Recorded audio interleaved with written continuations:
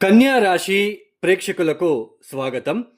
ఉత్తర పాల్గొని 2వ పాదం, 3వ పాదం, 4వ పాదం, హస్తా నక్షత్రం 4 పాదాలు, అలానే చిత్తా నక్షత్రం 1వ పాదం, 2వ పాదం ఈ కన్యా రాశి కింద వస్తుంది. ఈ 2026 వచ్చే జూన్ మాసంలో 2వ తేదీ గురువు గారు మిథున రాశి నుంచి కర్కాటక రాశిలోకి ప్రవేశిస్తున్నారు. ఈ గురువు ఒక కర్కాటక రాశిలో ప్రవేశం ఏదైతే ఉందో, ఈ గురువు ఒక కర్కాటక రాశి సంచారం వలన ఈ కన్యా రాశి వాళ్ళకి ఏదైనా మార్పులు ఉన్నాయా, ఎలాంటి ఫలితాలు వస్తున్నాయో ఈ ఒక వీడియోలో తెలుసుకుందాం.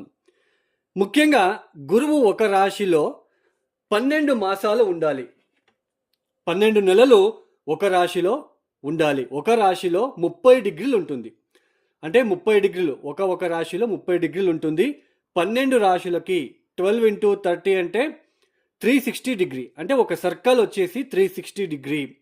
అంటే గురువు గారు ఒక రాశి నుంచి ఇంకొక రాశికి ప్రయాణం చేయాలి అంటే 30 డిగ్రీల కాలాన్ని 1 సంవత్సరం తీసుకోవాలి. అలాంటిది మొన్న 2025 నుంచి కూడా గురువు అతిచార మార్గంలో కేవలం ఒక రాశిలో 5 మాసాలు ఉండి తర్వాత ఆ ఒక గురువు నెక్స్ట్ హౌస్కి వెళ్ళి అక్కడ ఒక 2 మాసాలు ప్రయాణం చేసి సంచారం చేసి మళ్ళీ వక్రించి మళ్ళీ వెనక్కి వెళ్ళడము, ఇట్లాగా ఈ ఒక గురువు ఒక సంచారము జరుగుతూ ఉంది. ముఖ్యంగా ఈ 2026 జూన్ 2వ తేదీ గురువు గారు కర్కాటక రాశిలోకి ప్రవేశిస్తారు. కేవలం 5 మాసాలకే, అంటే అక్టోబర్ 31వ తేదీ సింహ రాశిలోకి ప్రవేశిస్తారు.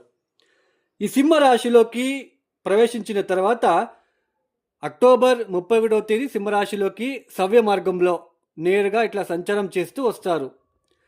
ఈ డిసెంబర్ 13వ తేదీ వక్రించే సంచారాన్ని ప్రారంభం చేస్తారు. ఎప్పుడైతే అక్టోబర్ 31కి గురువు ఫార్వర్డ్ డైరెక్షన్లో సవ్య మార్గంలో సంచారం చేస్తూ సింహరాశిలోకి వచ్చి డిసెంబర్ 13వ తేదీ రివర్స్ అంటే రిట్రోగ్రేడ్ అవుతున్నారు. వక్రించి మళ్ళా వెనక్కి సంచారాన్ని ప్రారంభం చేస్తారు. జనవరి 26వ తేదీ ఆయన ఎగైన్ కర్కాటక రాశిలోకి అడుగు పెడతారు. వక్రించి వక్రగతిలోనే జనవరి 26వ తేదీ కర్కాటక రాశిలోకి ప్రయాణాన్ని ప్రారంభం చేస్తున్నారు. ఏప్రిల్ 13వ తేదీ ఎగైన్ ఆయన వక్రత్యాగం చేస్తున్నారు. అంటే ఈ కన్యా రాశి వాళ్ళకి ఇన్ని రోజులు 2025వ సంవత్సరంలో దశమ స్థానంలో గురువు ఒక సంచారం జరిగింది. చాలా వరకు ఉద్యోగ విషయాలలో చాలా ఫ్లక్చుయేషన్స్ మీరు చూస్తూ వస్తున్నారు. అలానే భార్య భర్తల మధ్య ఇబ్బందులు కావచ్చు, మనస్పర్ధలు, ఆరోగ్య విషయాల్లో ఇబ్బందులు, పని భారం పెరగడం లాంటిది, ఇలాంటివన్నీ మీరు ఫేస్ చేస్తూ వస్తున్నారు. అలానే పెళ్లి కాని వాళ్ళకి వివాహ ప్రయత్నాలలో ఇబ్బందులు ఎదురవుతున్నాయి, ఆటంకాలు ఎదురవుతున్నాయి మీకు. అయితే ఈ జూన్ 2వ తేదీ నుంచి ఆయన లాభస్థానంలోకి ప్రవేశిస్తున్నారు. జూన్ 2వ తేదీ నుంచి అక్టోబర్ 31వ తేదీ వరకు మాత్రమే, కేవలం 5 మాసాలు మాత్రమే మీకు గురుబలం అనేది ఉండబోతుంది ఈ 2026వ సంవత్సరంలో. ఇంకొక చిన్న మాట చెప్పబోతున్నాను.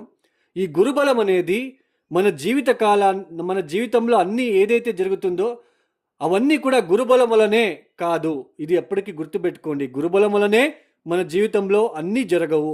మన వైయక్తికంగా జాతకం అనేది ఉంటుంది. మన డేట్ ఆఫ్ బర్త్ టైమింగ్స్ ఏదైతే ఉంటుందో, మనం ఏ టైంలో పుట్టి ఉంటామో ఇలానే జాతక చక్రం అనేది ఉంటుంది.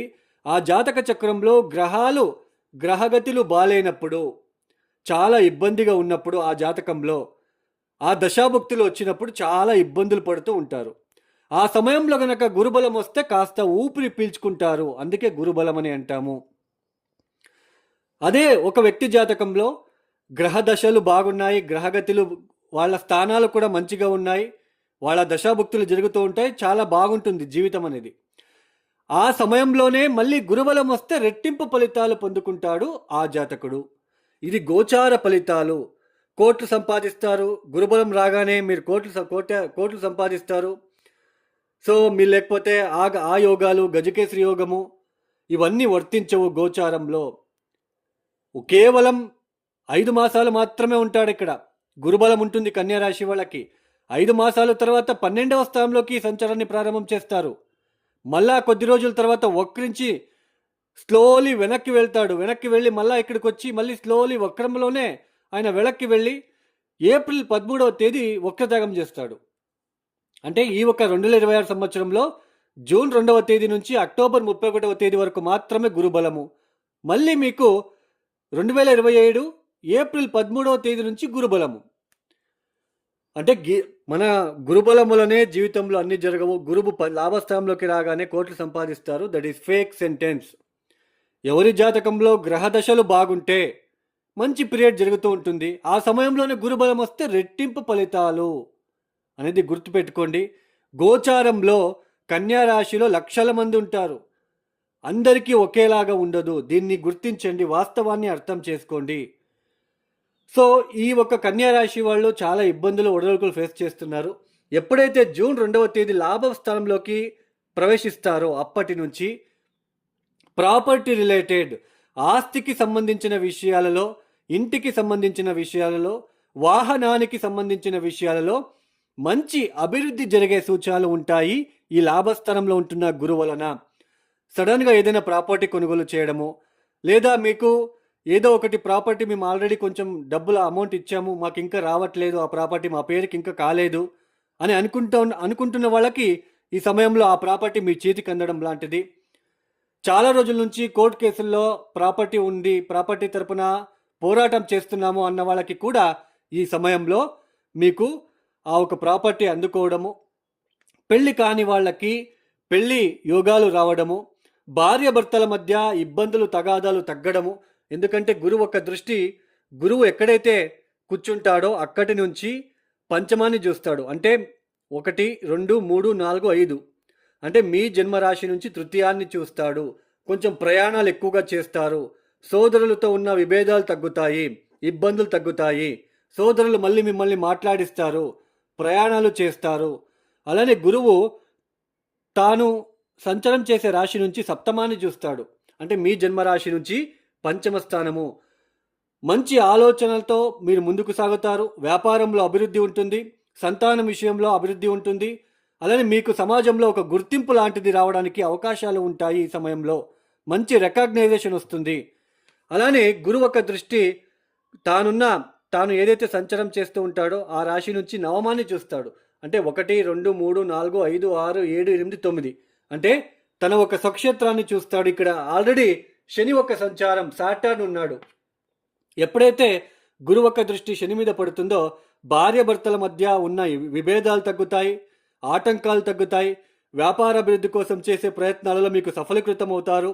పార్ట్నర్షిప్ బిజినెస్ ఎవరైతే చేస్తూ ఉంటారో, ఎవరైతే ఇబ్బందులు పడుతున్నారో ఈ శని వలన, సో వాళ్ళకి గురు దృష్టి పడుతుంది. కాబట్టి గురువు లాభస్థానంలో ఉంటాడు కాబట్టి శని ఒక స్వక్షేత్రాన్ని చూస్తాడు. కాబట్టి సో ఈ సమయంలో ఆ ఇబ్బందులు తొలగిపోవడం లాంటిది, పెళ్లి కాని వాళ్ళకి పెళ్లి ఫిక్స్ అవడం లాంటిది, సమాజంలో మంచి గుర్తింపు, మళ్ళీ పాత స్నేహితులను కలుసుకోవడం లాంటిది, పాత మిత్రులని కలయిక ఈ ఒక సమయంలో.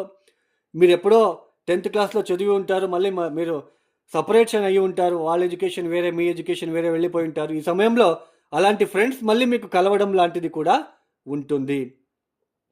ఎవరైతే ప్రేమించుకొని పెళ్లి చేసుకోవాలనుకున్న వాళ్ళకి కూడా పంచమాన్ని చూస్తాడు కాబట్టి, మీ జన్మరాశి నుంచి పంచమాన్ని చూస్తాడు కాబట్టి ప్రేమికులకు మంచి సమయం అనేది చెప్పుకోవచ్చు. సో మొత్తానికి ఈ గురుబలం అనేది జూన్ 2వ తేదీ నుంచి అక్టోబర్ 31వ తేదీ వరకు మాత్రమే మీకు సంపూర్ణంగా కన్యా రాశి వాళ్ళకి యోగించబోతున్నది.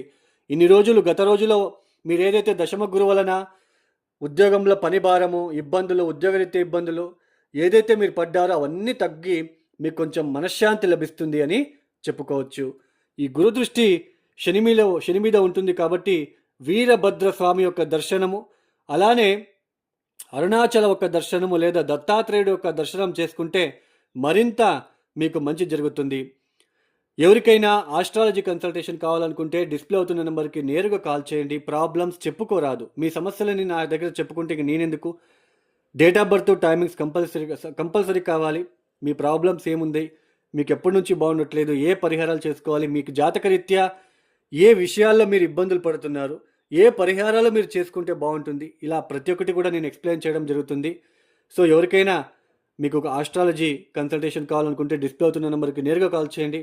మీకు ఈ వీడియో నచ్చితేనే లైక్ చేయండి, షేర్ చేయండి, సబ్స్క్రైబ్ చేసుకోండి. సర్వే జనం సుఖినో భవంతు. ధన్యవాదములు. జై శ్రీరామ్.